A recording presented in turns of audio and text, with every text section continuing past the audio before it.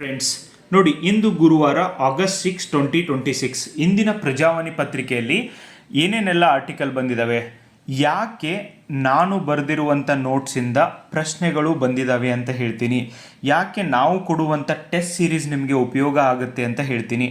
ಅದಕ್ಕೆ ನಾನು ಎಕ್ಸಾಂಪಲ್ ಆಗಿ ನಿಮಗೆ ಹೇಳ್ತಾ ಇದ್ದೀನಿ. ನೋಡ್ರಿ, ನೀವು KAS ಓದ್ರಿ, ವಿಲೇಜ್ ಅಕೌಂಟೆಂಟ್ ಓದ್ರಿ, PSI ಓದ್ರಿ, PC ಓದ್ರಿ, FDA ಓದ್ರಿ, SDA ಓದ್ರಿ. ನನ್ನ ಮೂಲ ಉದ್ದೇಶ ಏನು ಅಂದರೆ ಡೀಟೇಲ್ ಆಗಿ ಓದ್ರಿ. ಮೇಲಿಂದ ಓದಿದರೆ ನೀವು ಯಾವ ಎಕ್ಸಾಮು ಪಾಸ್ ಆಗೋದಿಲ್ಲ. ಇವತ್ತಿನ KE ಎಕ್ಸಾಮ್ಸ್ ಪ್ಯಾಟರ್ನಲ್ಲಿ ಬದಲಾವಣೆ ತರ್ತಿದ್ದಾರೆ, ಡ್ರಾಸ್ಟಿಕ್ ಆಗಿ ಬದಲಾವಣೆ ತರ್ತಿದ್ದಾರೆ. ಆಲ್ರೆಡಿ ನೀವು ಬಹಳಷ್ಟು ಜನ ಸಫರ್ ಆಗಿದ್ದೀರ. ನೀವು ಹೇಳಿದರೆ ಕೇಳೋದಿಲ್ಲ, ಸೊ ಅರ್ಥ ಆಗೋದಿಲ್ಲ, ನೀವು ಡೀಟೇಲ್ ಆಗಿ ಓದೋದು ಕಷ್ಟ ಅನಿಸುತ್ತೆ. ನೋಡ್ರಿ, ನಿಮ್ಮ ಸಂಬಂಧ ಇವತ್ತು ಆರ್ಟಿಕಲ್ ಏನು ಬಂದಿದೆ, ಒಂದು ನ್ಯೂಸ್ ಪೇಪರ್ ಒಳಗೆ ಏನು ಬಂದಿದೆ, ಮಲೆನಾಡು ಭಾಗದಲ್ಲಿ ಮುಂದುವರಿದ ಮಳೆಯ ಅಬ್ಬರ, ಆಗುಂಬೆಯಲ್ಲಿ 13.1 ಸೆಂಟಿಮೀಟರ್ ಮಳೆ, ಇಷ್ಟು ಬಂದಿದೆ. ಇದೊಂದು ಚಿತ್ರ ಬಂದಿದೆ. ಇದನ್ನು ಹೆಂಗೆ ಉಪಯೋಗ ಮಾಡ್ಕೋಬೇಕು, ಯಾವ ಥರ ಉಪಯೋಗ ಮಾಡ್ಕೋಬೇಕು, ಯಾವ ಥರ ನಿಮ್ಮ ಕ್ವಶನ್ ಬರ್ತವೆ, ಯಾಕೆ ನಾನು ಈ ಥರ ಮಾಡಿರುವಂಥ ನೋಟ್ಸಿಂದನೇ 50ಕ್ಕೂ ಹೆಚ್ಚು ಪ್ರಶ್ನೆಗಳು ಬಂದಿದ್ದಾವೆ ಅನ್ನೋದನ್ನು ಪ್ರೂಫ್ ಮೂಲಕ ನಾನು ನಿಮಗೆ ತೋರಿಸ್ತೀನಿ. ನೋಡಿ, ಇಲ್ಲಿ ಎಲ್ಲ ಜಲಾಶಯಗಳ ಹೆಸರು ಕೊಟ್ಟಿದ್ದಾರಾ. ನಿಮಗೆ ಜಲಾಶಯಗಳ ಹೆಸರು ಗೊತ್ತಿರ್ತವೆ, ಆಲ್ಮೋಸ್ಟ್ ಎಲ್ಲರೂ ಕೇಳಿರ್ತೀರಿ. ಆದರೆ ಯಾವ ನದಿಗೆ ಅಡ್ಡಲಾಗಿ ಜಲಾಶಯವನ್ನು ಕಟ್ಟಿದ್ದಾರೆ, ಈ ಎಲ್ಲ ಎಕ್ಸಾಮ್ ಒಳಗೂ ಕೂಡ ನಿಮಗೆ ಕ್ವಶನ್ ಕೇಳ್ತಾರೆ. KRS ಕಾವೇರಿ ನದಿಗೆ ಅಡ್ಡಲಾಗಿ ಕಟ್ಟಲಾಗಿದೆ.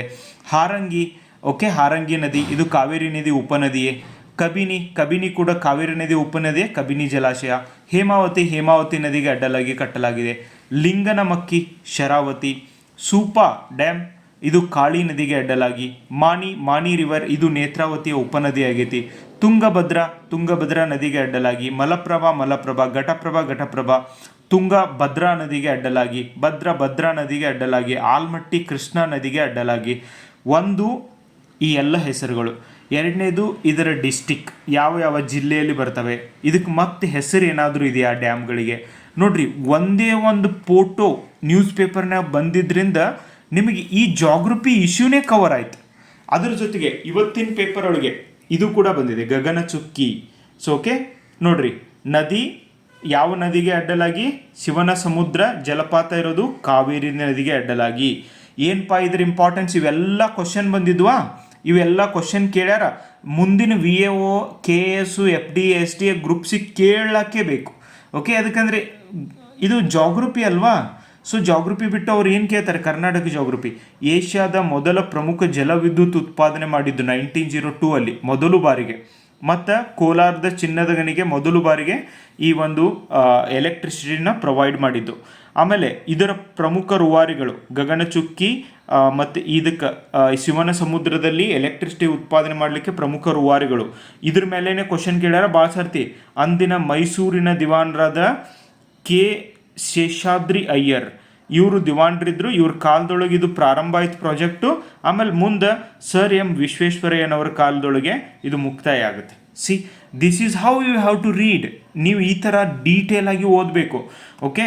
ಸೊ ನಿಮಗೆ ಈ ವಿಡಿಯೋ ಇಷ್ಟ ಆದರೆ ನೀವು ಯಾಕೆ ಶೇರ್ ಮಾಡೋದಿಲ್ಲ, ಐ ಆಮ್ ನಾಟ್ ಅಂಡರ್ಸ್ಟ್ಯಾಂಡಿಂಗ್. ಆಮೇಲೆ ಯಾರ್ಯಾರಿಗೆಲ್ಲ ಈ ಥರ ಓದಬೇಕು, ಇದೇ ಥರ ಪ್ರಶ್ನೆಗಳನ್ನ ಎದುರಿಸಬೇಕು ಅಂತ ಇದೆ, ಮಿಷನ್ ಯುದ್ಧ ಅಭ್ಯಾಸ್ ಪ್ರಾರಂಭ ಆಗ್ತಾ ಇದೆ. ಮಿಷನ್ ಯುದ್ಧ ಅಭ್ಯಾಸ್ 3.0 ಪ್ರಾರಂಭ ಆಗಿದೆ.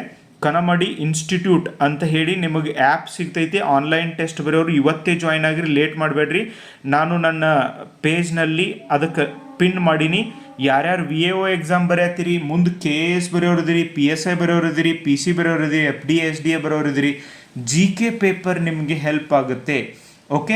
ಇದೇ ಆಗಸ್ಟ್ 12ನೇ ತಾರೀಕಿಂದ ನಿಮಗೆ ಟೆಸ್ಟ್ ಸೀರೀಸ್ ಶುರು ಆಗ್ತಾ ಇದೆ. 10 ಟೆಸ್ಟ್ಗೆ 399 ರುಪೀಸ್ ಆನ್ಲೈನಲ್ಲಿ.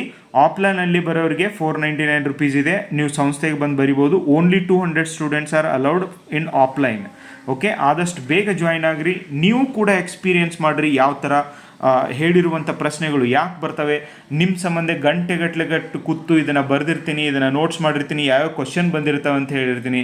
That's why these questions are coming. ಅದ್ರ ಹಿಂದೆ ಸಿಕ್ಕಾಪಟ್ಟೆ ಎಫರ್ಟ್ ಇದೆ guys. Try to understand it. Thank you.